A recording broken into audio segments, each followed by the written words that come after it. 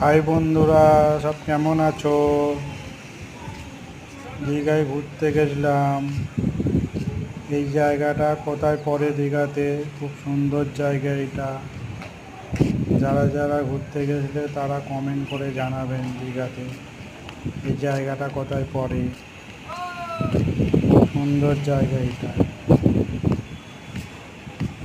Like পছন্দ হলে like করে দেবেন।